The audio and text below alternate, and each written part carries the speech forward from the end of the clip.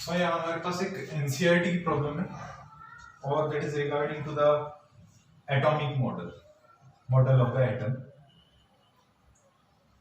तो इस मॉडल में आपको ये कहा कि जो एटम है उसमें एक न्यूक्लियस है, रदरफोर्ड मॉडल की बात कर रहे हैं शायद, जो कि पॉजिटिवली चार्ज एक पॉइंट लाइक चार्ज की तरह है, पॉइंट चार्ज की तरह, और उसके सराउंडिंग में नेगेटिवली चार्ज इलेक्ट्रॉन के कारण से नेगेटिव चार्ज है वो स्प्रेड है।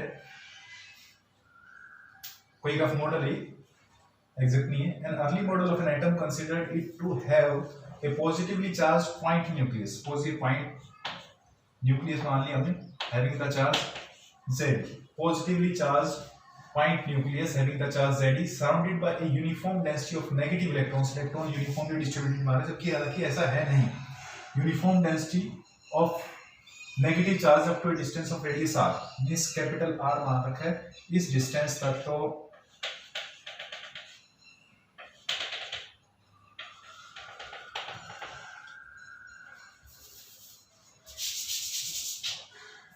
स्फीयर सही से बनना, तो इस डिस्टेंस तक तो ये नेगेटिव चार्ज डिस्ट्रीब्यूशन है इसके अंदर, ठीक है। और पॉजिटिव चार्ज केवल इस पॉइंट चार्ज की तरह। और ये जो आपको रेडियस दे रखी है, ये दे रखी है डिस्टेंस जो दे रखा है कैपिटल R। तो आपको ये कहा कि जो चार्ज ऑन द न्यूक्लियस है वो तो कितना है Z, positive charge on nucleus that is plus Z। और साथ में ये मेंशन कर रखा है कि atom as a whole is neutral. इसका मतलब नेट चार्ज कितना है, 0। तो नेट चार्ज मतलब 0, जितना पॉजिटिव चार्ज न्यूक्लियस पे उतना ही नेगेटिव चार्ज हो। So it means that so negative charge due to electrons वो कितना होगा, नेगेटिव ऑफ Z। क्यों भाई, as atom as a whole is neutral. Atom तो क्या है, न्यूट्रल। अब इसने क्या कहा कि इस जो चार्ज कॉन्फ़िगरेशन है पॉजिटिव चार्ज और नेगेटिव चार्ज का, इसके कारण से इलेक्ट्रिक फील्ड निकालिए for this model. What is the electric field at A distance small r। हो सकता है कि वो जिसके बाहर की बात कर रहा है या अंदर की बात कर रहा है, तो हम निकालेंगे किसी स्मॉल r डिस्टेंस के ऊपर इलेक्ट्रिक फील्ड निकालना। इलेक्ट्रिक फील्ड किससे निकाल सकते हैं, हम गॉस थ्योरम को अप्लाई करके चार्ज डिस्ट्रीब्यूशन के कारण से हम चार्ज निकाल लेते हैं, ठीक है। तो ये नेगेटिव चार्ज है, स्प्रेड है, कितने वॉल्यूम पे स्प्रेड है, r रेडियस वाले स्फीयर पे, सर्कल ये स्फीयर है। तो इट मींस दैट अगर हम वॉल्यूम चार्ज डिस्ट्रीब्यूशन है क्योंकि वॉल्यूम के ऊपर स्प्रेड है, 3 डायमेंशनल स्फीयर, तो चार्ज तो कितना -Z, ठीक है, क्योंकि हम वॉल्यूम चार्ज डेंसिटी की बात करते हैं, total charge divided by total volume. So that will B volume कितना होगा, 4/3 पाई कैपिटल R क्यूब। तो ये टर्म पलट करके ऊपर चल जाएगी 3। सो दिस मींस दैट आपका जो नेगेटिव चार्ज डेंसिटी आ गई है, नेगेटिव चार्ज के लिए negative charge density, negative sign इसलिए आ रहा है तो 3 ऊपर चला गया, दैट इज -3ZE और divided by 4 pi R cube, 4 पाई और capital R cube. That is equation number, ये फर्स्ट ले लेते हैं और ये ले लिया हमने सेकंड, ठीक है। अब आपके पास अगर हम गॉस थ्योरम अप्लाई करना चाहें किसी पॉइंट P के लिए, सपोज ये P point R greater than capital R पे है, तो आउटसाइड है, तो इसको अगर गॉसियन सरफेस अज्यूम करेंगे तो इस गॉसियन सरफेस के लिए यहाँ पे एक छोटा सा एलिमेंट लेंगे, उस एलिमेंट के जो एरिया की डायरेक्शन क्या होगी, सरफेस का टेंजेंट, और टेंजेंट के परपेंडिकुलर कौन होती है, रेडियस टैन कैप की डायरेक्शन ये, और इलेक्ट्रिक फील्ड भी इधर की तरफ होगा, तो दोनों के बीच में एंगल कितना हो गया, 0 डिग्री, और cos 0 कितना हो जाएगा, 1। और उस एरिया इस जो गॉसियन सरफेस हम मान रहे हैं उसका कितना होगा, 4 pi into small r cube, क्योंकि स्मॉल r डिस्टेंस का मान रहे हो आप इसको, small r greater than capital R, ठीक है। तो पहले आप कहते हैं कि if P point lies outside, point P अगर आउटसाइड लाइक करता means R greater than capital R, तो इस स्फीयर को गॉसियन सरफेस से कंस्ट्रक्ट कर लेते हैं। तो इसके अंदर नेट चार्ज जितना पॉजिटिव उतना ही नेगेटिव है, तो नेट चार्ज कितना होगा, 0। सो Q टोटल जो एनक्लोज होगा वो कितना आ जाएगा, जितना पॉजिटिव चार्ज उतना ही कैसा नेगेटिव चार्ज, तो इसका अंदर चार्ज एनक्लोज जीरो, फील्ड भी कितना आएगा जीरो। सो सिंपल में लिख दें कि गॉस थ्योरम अगर अप्लाई करेंगे तो कितना आएगा, close integral E dot ds is equal to Q total और बाय एप्सिलॉन नॉट। तो ई डॉट ds को एक्सपेंड करोगे तो कितना आएगा, ई ds और cos बाई 0 डिग्री, क्योंकि ई और ds दोनों के बीच में एंगल कितना है, theta is equal to 0 degree. So cos 0 1 हो जाएगा, तो आपको निकालने की जरूरत नहीं है क्योंकि पता है वैसे ही। तो इंटीग्रल ई ds और इक्वल टू 0, ठीक है। तो ई निकालना है तो integral ds is equal to 0, तो इंटीग्रल ds तो 0 है नहीं क्योंकि ds तो छोटा छोटा सा एलिमेंट है, एरिया है भले ही स्मॉल है लेकिन 0 तो नहीं है। फिर यहाँ का सबको जोड़ करेंगे, that is equal to 4 pi r square. So e into 4 pi into small r square equal to 0, तो 4 पाई r स्क्वायर तो 0 है नहीं, इसका मतलब क्या होगा, this implies that e equal to 0। तो इसका मतलब आउटसाइड पॉइंट पे तो इलेक्ट्रिक फील्ड इंटेंसिटी क्या आएगी, 0 है, ये तो श्योर। अब बात करते हैं कि एक्सप्लोसिव पॉइंट आउटसाइड नहीं है और कहाँ है, इनसाइड है। इनसाइड का मतलब ये आपका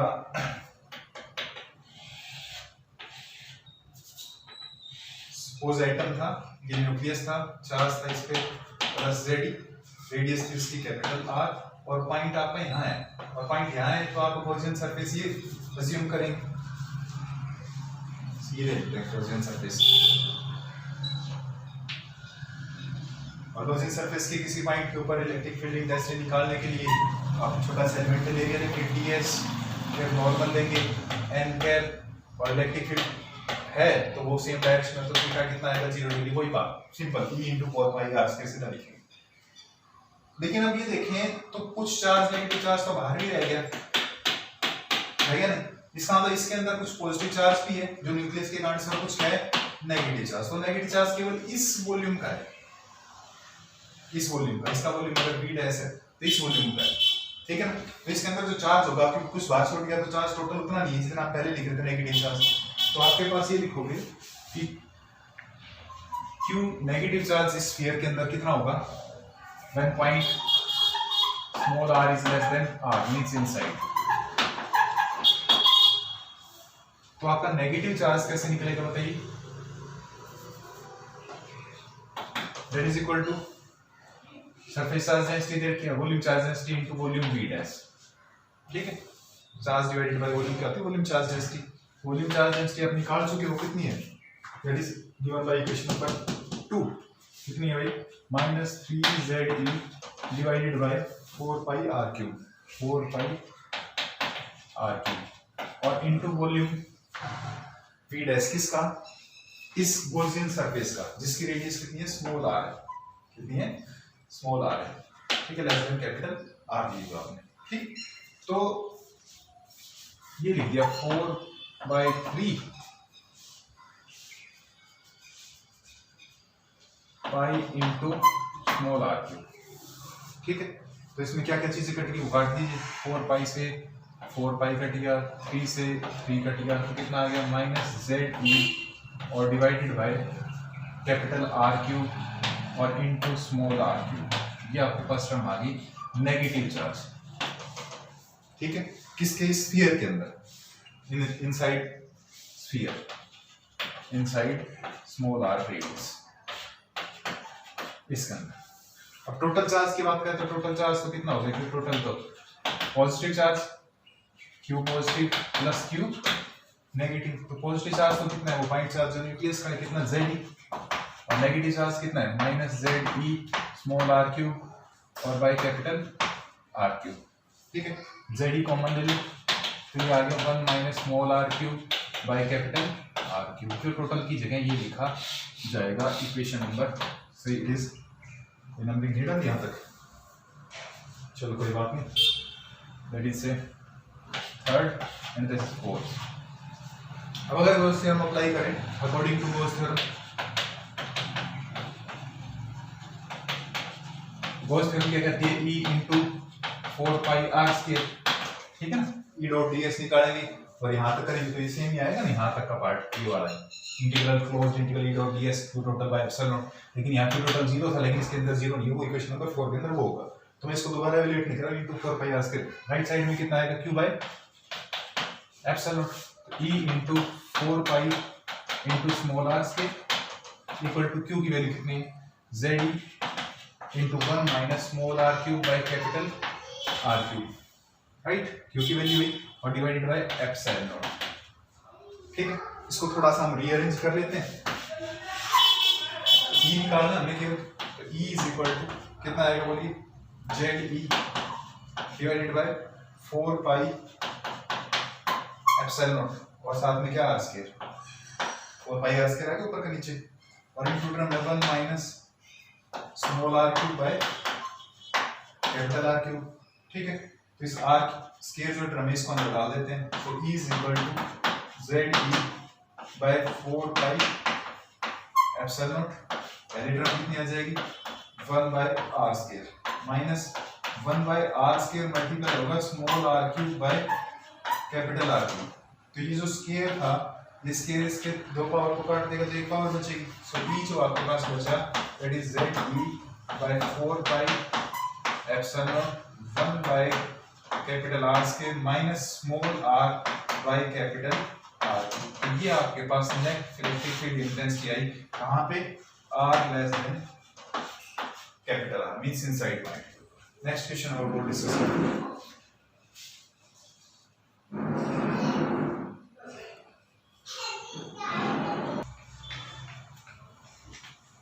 सो यहाँ हम एनसीईआरटी बेस्ड दो क्वेश्चन डिस्कस कर रहे हैं जो कि पैरेलल लाइंस पे डिस्कस होंगे, उनका तरीका करने का सिमिलर और क्वेश्चन ऑलमोस्ट सेम।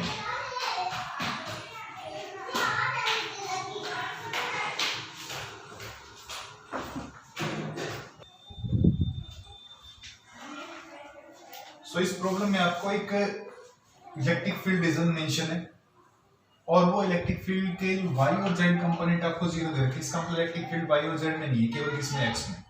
और एक्स में जो कंपोनेंट दे रखा है वो सम कांस्टेंट अल्फा और into X raise to the power 1/2। इसका मतलब इलेक्ट्रिक फील्ड की वैल्यू एक्स के ऊपर डिपेंड करेगी। जैसे जैसे एक्स की वैल्यू चेंज होगी तो इलेक्ट्रिक फील्ड उस रीजन के अंदर वैल्यू अपनी डिफर करेगा। जैसे कि इलेक्ट्रिक फील्ड की, क्योंकि वाई और जेड कंपोनेंट तो जीरो है तो इलेक्ट्रिक फील्ड एक्स के अंदर है। और अगर एक्स यहाँ पे देखें, सपोज 1 मीटर गए तो यहाँ पे इलेक्ट्रिक फील्ड अलग होगी, यहाँ पे 2 मीटर गए तो इलेक्ट्रिक फील्ड की वैल्यू अलग होगी, यहाँ निकाले तो अलग होगी। इसका मतलब ये हुआ कि आपके पास इलेक्ट्रिक फील्ड पोजीशन पे डिपेंडेंट है, पहली बात हुई। दूसरी बात, आपको ये कहा कि यहाँ पे अल्फा की वैल्यू मेंशन है कितनी, 800 न्यूटन पर coulomb metre raise to power 1/2। Alpha की निकालने वैल्यू न्यूटन पर कूलम, तो मीटर की पावर 1/2 क्योंकि एक्स मीटर के अंदर। अब आपको एक क्यूब दिया जा सकता है, वो क्यूब हो सकता है बिल्कुल सटा करके ओरिजिन पे रख दिया जाए, उसका ये वाला है ओरिजिन पे दे दे। ठीक है, इसका मतलब तब जो यहाँ कर रहे हैं, जो एक्स की वैल्यू 0 करेंगे, ठीक है, क्योंकि यहाँ पे जो ये एक्स ले रहे हैं हम वो कितना हो जाएगा, 0। ठीक है, लेकिन अब जो प्रॉब्लम हम डिस्कस करें उसके अंदर यहाँ इस पोजीशन के ऊपर रखा हुआ है। अब आप देखें कि क्योंकि इलेक्ट्रिक फील्ड दे रखा है किसके अंदर दे रखा है, एक्स डायरेक्शन के अंदर रखा है, एक्स के अलोंग ये, तो इसकी जो परपेंडिकुलर फेसेस है जो y और z डायरेक्शन के अलोंग है, क्योंकि इस फेस का नॉर्मल देखेंगे तो इधर की तरफ आएगा, एंगल कितना होगा 90 डिग्री इलेक्ट्रिक फील्ड के साथ, cos 90 0। इस नीचे वाले फेस का जो कंट्रीब्यूशन है वो भी कितना आएगा, 0। ठीक है, इस पीछे वाले फेस का कंट्रीब्यूशन भी कितना, 0। इधर वाले फेस का कंट्रीब्यूशन भी कितना, 0। जो आपके पास कंट्रीब्यूशन आएगा वो केवल एक इस लेफ्ट फेस का आएगा और एक ये इस राइट फेस का आएगा। ठीक है, बाकी जो परपेंडिकुलर फेसेस है जो इलेक्ट्रिक फील्ड के, उनके लिए कंट्रीब्यूशन कितना होगा, 0 होगा। तो अब अगर इस फेस की बात करें, लेफ्ट फेस, तो लेफ्ट फेस का जो नॉर्मल है वो इधर की तरफ आएगा, n लेफ्ट कैप लिख देते हैं।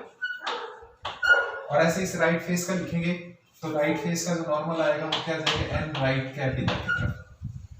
ठीक है, अब क्योंकि इलेक्ट्रिक फील्ड है इस डायरेक्शन के अंदर एक्ट कर रहा है, इलेक्ट्रिक फील्ड इस डायरेक्शन के अंदर है, तो इसके लिए तो जो थीटा लेफ्ट का होगा वो तो कितना होगा, 180 डिग्री, और थीटा जो राइट का होगा वो कितना होगा, 0 डिग्री। ठीक है, तो हमें फ्लक्स दोनों फेसेस के निकालने, टोटल जोड़ कर ले तो टोटल फ्लक्स आ जाएगी पहला पार्ट। तो और जब हमारे पास फ्लक्स आ जाती है तो फ्लक्स होती है Gauss theorem q by epsilon. अगर फ्लक्स निकालने तो फ्लक्स की वैल्यू परमिटिविटी से मल्टीप्लाई करते तो q भी आ जाएगा। तो सेकंड पार्ट में हमें q निकालना है, वो तब निकलेगा जब हमारे पास फ्लक्स निकलेगी फर्स्ट पार्ट से। ठीक है, और कैसे फेसेस दे रखे, स्केयर, और स्केयर की साइड दे रखी आपको, से 1 मीटर दे दे, 0.1 मीटर दे दे, कुछ जैसा भी मेंशन। ठीक है, हम सहूलियत के लिए इसको से 1 मीटर ले लेंगे। ठीक है, आसान हो जाएगा। बाकी बुक में 0.1 है तो 0.1 से भी आप कर सकते हो। ठीक है, तो आप कह रहे हो कि जो फेसेस आपके y डायरेक्शन में या z डायरेक्शन में है, इधर z में है या उस z में है या इस y में और इस y में, उनके कंट्रीब्यूशन कितने होंगे, 0। तो कंट्रीब्यूशन केवल किससे आएगा, लेफ्ट और राइट फेस से है। तो जो लेफ्ट फेस और राइट फेस का जो एरिया है वो एरिया तो कितना हो गया, मैग्नीट्यूड बताइए। साइड दे रखिए a स्क्वायर और a आपको दे रखा है 10 टू पावर वही -1 मीटर दे रखा है, so that will be 10 to power -1 और इसका square that will be 10 to power -2 metre square, magnitude की बात करें। तो फ्लक्स निकालने हैं लेफ्ट फेस की, तो लेफ्ट फेस की बात करें पहले, लेफ्ट फेस तो हमें लेफ्ट फेस का एरिया जितना है उतना ही राइट फेस का है, नो डाउट, ठीक है, ये तो एरिया सेम हो गया। लेकिन इलेक्ट्रिक फील्ड की वैल्यू तो किस पे डिपेंडेंट है, इस पोजीशन पे डिपेंडेंट है, x पे। इस फेस के लिए, लेफ्ट फेस के लिए x की वैल्यू a है और इसके लिए कितनी होगी, x a, तो इतना और ये a और x ये पोजीशन तो हुई a और ये कितनी हुई 2a, याद रखें। तो इसका मतलब अगर इलेक्ट्रिक फील्ड आप लेफ्ट पे लिखेंगे तो लेफ्ट पे कितना लिखा जाएगा, अल्फा और x की जगह कितनी a, x की जगह कितनी है a raise to the power 1/2, ठीक है। तो अब लेफ्ट पता चल गया और एरिया आपको पता है ये कितना है, जनरली मैं ए स्केयर लिख देता हूँ, बाद में जनरल पर्टिकुलर बाद में निकालें, जनरली लिख देते हैं। तो फ्लक्स आएगी लेफ्ट फेस की कितनी, बोलिए, ये लेफ्ट फेस और एरिया ऑफ लेफ्ट फेस कितना, ए स्केयर और कोस उनके बीच में एंगल कितना है, दैट इज 180 डिग्री। सो कोस 180 कितना होगा, दैट विल बी -1। आप इसको ऐसे लिखेंगे, ई लेफ्ट फेस का हो गया अल्फा ए स्क्वायर, ये हो गया area A square, alpha raise to power 1/2 और ये ए स्क्वायर, दो ये और आधा ये, दो और आधा 2.5 हो गया, 2.5 का मतलब 5/2, ठीक है। कोस 180 हो गया -1, so that is minus alpha A raise to the power 5/2 और यूनिट होगी न्यूटन मीटर स्क्वायर पर कूलम। ये फ्लक्स आ गया आपकी लेफ्ट फेस की, ठीक है। अब इसी तरह से हम फ्लक्स निकाल लेते हैं किसकी, राइट फेस की। सो फ्लक्स राइट फेस की कितनी आएगी, बोलिए, एंगल तो कितना है 0 डिग्री, ठीक है, एंड राइट कैप और ई के बीच में, ठीक है। तो लेकिन राइट फेस का जो इलेक्ट्रिक फील्ड है वो कितना होगा बताइए, अल्फा एक्स की वैल्यू, यहाँ पे एक्स की वैल्यू कितनी है 2a, तो अल्फा और एक्स की जगह लिखा जाएगा 2a और इसकी पावर 1/2, ठीक है। हमने लिखा alpha 2a raise to the power 1/2, ये तो हो गया e और फ्लक्स होता है ई ए कोस थीटा, तो एरिया कितना है, दैट इज ए स्क्वायर और कोस उनके बीच में एंगल कितना है 0 डिग्री, सो कोस 0 कितना आ जाएगा 1, तो दैट विल बी अल्फा 2 की पावर 1/2 लिख देंगे और एक a की पावर 1/2, फिर ये a स्क्वायर और कोस 0 हो गया 1, तो ये a की पावर कितनी होगी 5/2 अगेन, और 2 की पावर 1/2 क्या कहते हैं रूट, सो अल्फा √2 और ये हुआ a की पावर 5/2, ठीक है। तो इसको आप इस तरह से लिख दीजिए √2 alpha A raise to the power 5/2, unit होगी न्यूटन मीटर स्क्वायर पर कूलम। ये आ गई आपके पास फ्लक्स राइट फेस की। तो फ्लक्स टोटल जो होगी 5e को क्या होगी, flux due to the right face plus flux due to the left face, वो ही आपके पास √2 alpha A raise to the power 5/2, इसमें कितना है minus alpha A raise to the power 5/2, ठीक है। बेटा कॉल क्या ना, सो भाई यहाँ पे alpha A raise to the power 5/2 सब में कॉमन है दोनों टर्म में, तो √2 आ जाएगा, यहाँ से 1 √2 - 1 alpha A raise to the power 5/2 newton metre square पर कूलम। ये इलेक्ट्रिक फ्लक्स आ रहा है। अल्फा की वैल्यू आपको मेंशन रहेगी 100, ये यूज कर देंगे। एरिया की वैल्यू, सॉरी साइड की वैल्यू आपके पास 10 to power -2, sorry 10 to power -1, ये यूज करें, ठीक है। तो इसको सोल्व करके हम किसकी वैल्यू निकाल सकते हैं, फाई की वैल्यू निकाल सकते हैं। और सेकंड पार्ट जो हमें चार्ज निकालना तो phi E is equal to कितना होता है, क्यू बाई एप्सिलॉन नॉट। तो चार्ज इनक्लोज्ड अगर निकालना हो तो that will be phi E into epsilon, जबकि एप्सिलॉन नॉट की वैल्यू कितनी यूज करनी है 8.85 into 10 to power -12 coulomb square पर मीटर पर मीटर स्क्वायर, ये वैल्यू अपन यूज कर देंगे। तो आपके पास चार्ज किसके अंदर आ जाएगा, कूलम या मिली कूलम अगर 10 टू पावर -8 और नैनो कूलम जैसे भी। अब इसको सोल्व करके चार्ज की वैल्यू निकालें। इसके बिल्कुल सिमिलर ग्राउंड के ऊपर ये वाला क्वेश्चन करना है हमें, बस चीज क्या कर दिया, क्यूब की बजाय एक सिलेंडर दे दिया और सिलेंडर के ये क्रॉस सेक्शन दे दिया, ये दे दिया आपको 25 सेंटीमीटर स्क्वायर, ठीक है। और कहता है कि जो इलेक्ट्रिक फील्ड है इस रीजन के अंदर वो भी किस पे डिपेंड है, एक्स पे डिपेंड है। यहाँ पे एक्स की वैल्यू कितनी होगी 1 और यहाँ करके एक्स की वैल्यू कितनी हो जाएगी 2। तो राइट फेस के ऊपर जो इलेक्ट्रिक फील्ड होगा वो कितना होगा, यहाँ पे 2 लिख देंगे तो 100 आई कैप, राइट। और इसके लिए लेंगे तो कितना हो जाएगा, यहाँ पे वैल्यू x की वैल्यू 1 तो 50, तो यहाँ पे वैल्यू 50 मैग्नीट्यूड क्या आएगी, यहाँ पे कितनी आएगी 100 मैग्नीट्यूड क्या आएगी। डायरेक्शन देखेंगे तो इसकी इलेक्ट्रिक फील्ड क्योंकि x डायरेक्शन के अंदर, तो यहाँ पे तो जो थीटा होगा राइट का वो तो कितना होगा, थीटा 0 डिग्री, और थीटा इस फेस का होगा थीटा 1 वो कितना होगा, क्योंकि इलेक्ट्रिक फील्ड है सॉरी इधर की तरफ, थीटा 1 आपको कितना हो जाएगा 180 डिग्री, cos 180 हुई -1, ठीक है। तो आप इसको भी सोल्व कर सकते हैं इसी तरीके से। तो आपको एक प्रैक्टिस के लिए मैंने ये क्वेश्चन आपको छोड़ दिया, आपको ई जो है लेफ्ट फेस पे जो आप देखेंगे x = 1 पे, तो वो वैल्यू आ जाएगी दैट इज 50 × 1 और आई कैप मतलब x डायरेक्शन के अंदर मैग्नीट्यूड लिखेंगे 50 न्यूटन पर कूलम आ जाएगा, न्यूटन पर कूलम में मेंशन है और x मीटर के अंदर, और ई x = 2 पे लिखेंगे, ये तो था किस पे लेफ्ट पे और ये था राइट पे, ये आ जाएगा 50 × 2 और कितना आई कैप, मींस ये हो जाएगी वैल्यू 50 और ये हो जाएगी 100 आई कैप।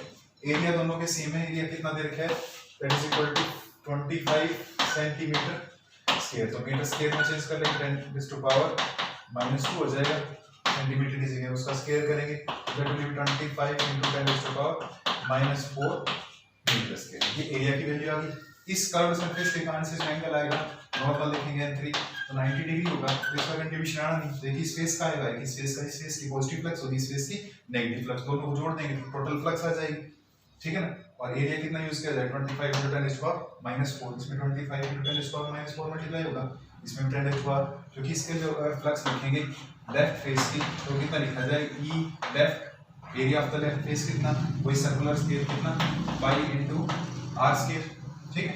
और cos 180 कितना -1, इसके लिए लिखनी है राइट फेस के लिए तो ई राइट की वैल्यू जो ये वैल्यू लिखनी है और × पाई r² और cos 180 cos 0 कितना 1, ठीक है। तो हमारे पास टोटल फ्लक्स भी हम कैलकुलेट कर सकते हैं, पाई r² बाहर आ जाएगा और ई लेफ्ट ई राइट में आपके पास एक टर्म पॉजिटिव और एक टर्म नेगेटिव, तो टोटल फ्लक्स आपके पास कैलकुलेट हो जाएगा पहले पार्ट में, और फ्लक्स आ जाएगी दूसरे पार्ट में, चार्ज कितना आएगा फ्लक्स की वैल्यू को एप्सिलॉन से मल्टीप्लाई कर, तो आपकी प्रैक्टिस के लिए आप इसको कर लेंगे, ठीक है।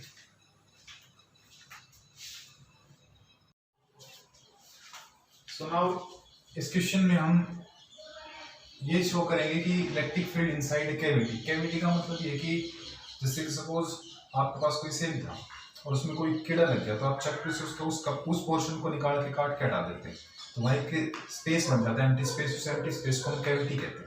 जैसे जाड़ दांत के अंदर कहते थे कि कीड़ा लगे, कैविटी, कैविटी का मतलब वो जगह क्या होगी एम्प्टी होगी, एम्प्टी का मतलब वहाँ का जो मास है वहाँ से हट गया, डिस्ट्रक्शन कोई मास नहीं है, और कोई मास नहीं है तो वहाँ पे ऑब्वियसली चार्ज भी नहीं होगा। तो आपको सपोज हम यूँ कहते हैं कि electric field inside cavity is zero irrespective of its size. कोई मेरे पास सपोज किसी तरह का कोई चार्ज डिस्ट्रीब्यूशन था, से पॉजिटिव चार्ज,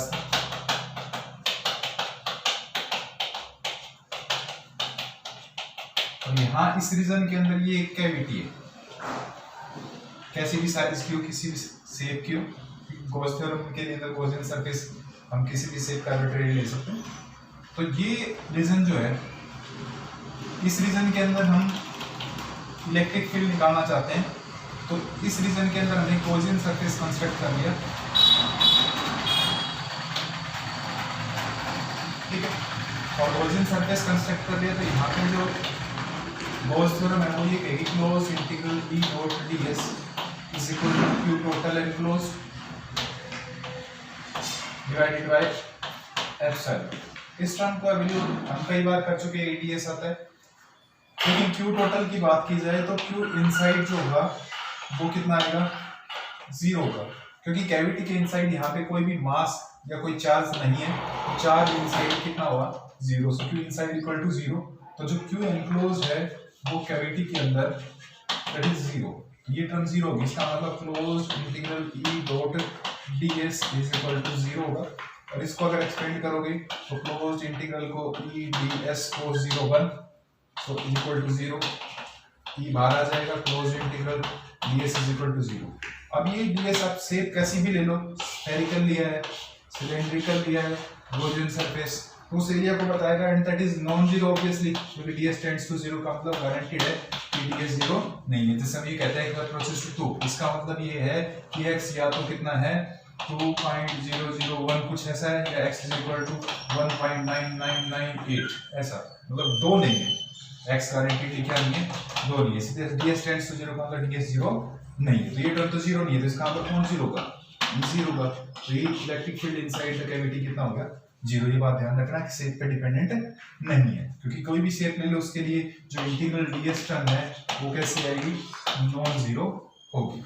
ठीक है, एक इसी तरह की और प्रॉब्लम हम कर सकते हैं कि आपको ये कहा कि हमारे पास कोई कैविटी है, उसके इनसाइड द इलेक्ट्रिक फील्ड 0, लेकिन अगर हम कहें कि electric field near the cavity, additional exercise में प्रॉब्लम है इलेक्ट्रिक फील्ड नियर कैविटी, तो वो कहता है कि sigma by two epsilon naught और n क्या होता है, ये चीज बताइए।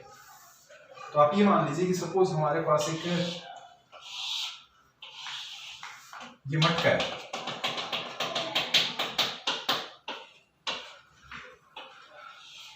ठीक, मटके का ये जो पार्ट है ये खुला हुआ है पार्ट, ये ऐसे नहीं ब्रिम हो गया उसका, और इसका ढक्कन हटा दिया तो ढक्कन ही अलग है, ये इसका आपका ढक्कन है।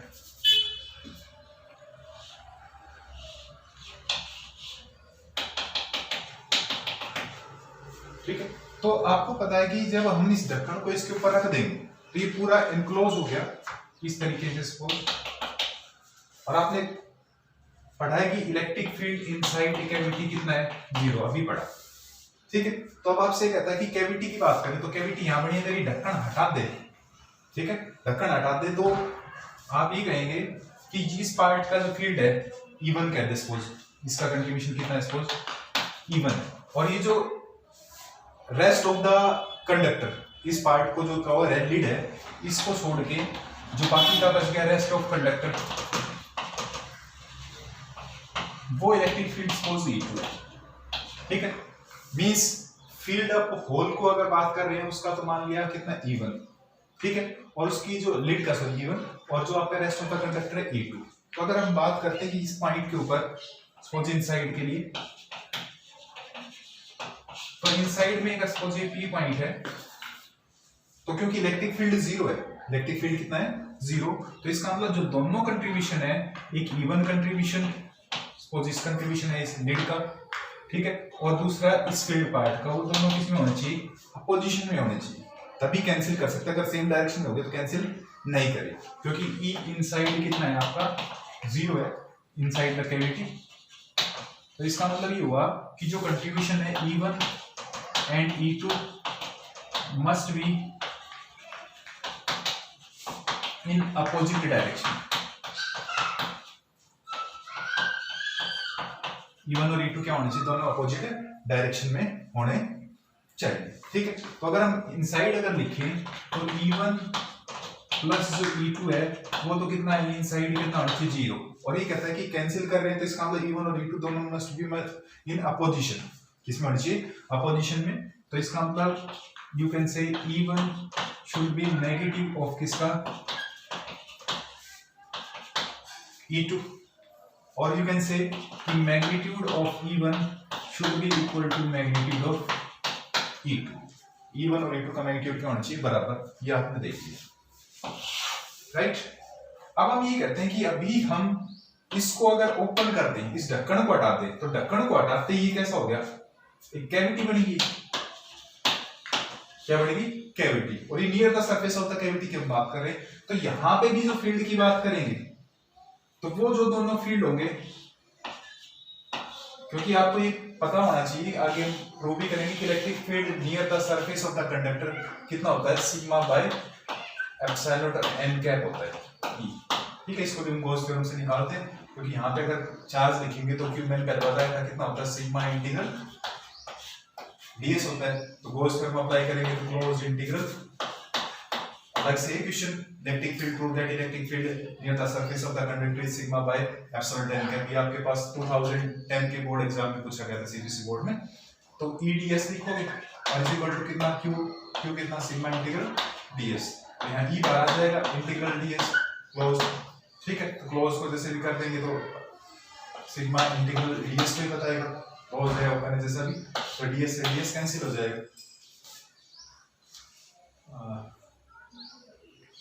और बाय एप्सिलॉन नॉट टोटल जासा ना by epsilon naught, so e is equal to sigma by epsilon naught और n कैप हो जाएगा नॉर्मल डायरेक्शन के अंदर तक। मैग्नीट्यूड तो होता है इतना और डायरेक्शन लिखेंगे तो e is equal to sigma by epsilon naught n cap. ठीक है, तो इसका मतलब ये है कि electric field near the surface of the conductor, और कैसा होता है नॉर्मल, मतलब पॉजिटिव चार्ज है तो उस पॉइंट पे कैसा होएगा परपेंडिकुलरली आउटवर्ड, अगर यहाँ पे सपोज नेगेटिव चार्ज है तो यहाँ पे क्या जाएगा परपेंडिकुलरली इनवर्ड। ठीक है, और उस पर्टिकुलर लोकल चार्ज रीजन के ऊपर कैसा होगा नॉर्मल डायरेक्शन होगा, सिग्मा बाय एप्सिलॉन वैल्यू रखता है। ये चीज आपको पहले से पता है, नॉलेज में ध्यान रखें, नोट में नहीं पता है तो हम इस तरह से निकालते हैं electric field near the surface of the conductor is sigma by epsilon. तो इसका मतलब इस सरफेस की बात करें तो सरफेस पे जो वैल्यू है वो कितनी होनी चाहिए, सिग्मा बाय एप्सिलॉन होनी चाहिए। अगर इसको हम क्या कर देते हैं, सपोज कवर कर देते हैं, तो कवर करेंगे क्योंकि इनसाइड बात की दोनों के मैग्नीट्यूड क्या है बराबर है, तो इसका मतलब यहाँ पे जब कवर हम कर देते हैं इसको, तो कवर करने के कारण से दोनों जो कंट्रीब्यूशन इनसाइड तो क्या कर देते हैं कैंसिल कर देते हैं, अपोजिट डायरेक्शन के अंदर है, और यहाँ पे दोनों इस तरह से मिले क्योंकि दोनों अपोजिट डायरेक्शन में हुए तो फिर कैंसिल करके जीरो आ जाए। लेकिन यहाँ पे इलेक्ट्रिक फील्ड कितना नहीं है, जीरो नहीं है, सरफेस के नजदीक तो वैल्यू होती है, इनसाइड जीरो बट सरफेस पे वैल्यू नॉन जीरो एग्जिस्ट करके सिग्मा बाय एप्सिलॉन वैल्यू होती है। तो इसका मतलब दोनों सरफेस के near cavity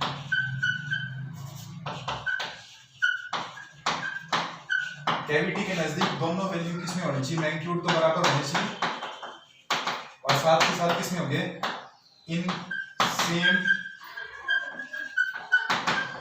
direction, so that same direction so that कि electric field near the surface कितना और सिग्मा बाय एप्सिलॉन हो जाए। ठीक है, तो इसका मतलब दोनों वैल्यू बराबर तो है लेकिन सेम डायरेक्शन में होगी, तो फील्ड कितना आएगा भाई, वो भी E1 प्लस E2 और किसके बराबर, सरफेस वाले वैल्यू के बराबर होना चाहिए। ठीक है, तो ये आपके पास कितना हुआ, E1 और E2 दोनों बराबर है। ठीक है, तो that is equal to E1 और E2 दोनों बराबर है, उसको वैल्यू कुछ वैल्यू लिख देता हूं, से E लिख देता हूं। ठीक है, तो E प्लस E और that is equal to sigma by epsilon, so 2E is equal to कितना हो गया सिग्मा बाय एप्सिलॉन और E कितना हो गया that is equal to sigma by 2 epsilon. ठीक है, और डायरेक्शन लिखोगे तो E is equal to sigma by 2 epsilon और क्या लिख दिया जाएगा n कैप। ठीक है, तो ये क्या है नियर द कैविटी, क्योंकि E1 और E2 वैल्यूज है वो क्या है नियर कैविटी मान है। तो हमने ये माना कि एक जो पार्ट है उसके कारण से कंट्रीब्यूशन E1 है, दूसरे पार्ट के कारण से कंट्रीब्यूशन E2 है, इनसाइड तो दोनों अपोजिशन में होंगे इसीलिए जीरो आ रहा है, और दोनों सरफेस के नजदीक क्योंकि वैल्यू होती है सिग्मा बाय एप्सिलॉन, तो इसलिए वो नॉन जीरो है और कैंसिल नहीं कर रहे, सेम डायरेक्शन के अंदर होंगे। तो इस तरह से आप कर सकते हैं, ये क्वेश्चन भी आपका कंसेप्चुअल क्वेश्चन है, ये आपके सीबीएसई 2010 के अंदर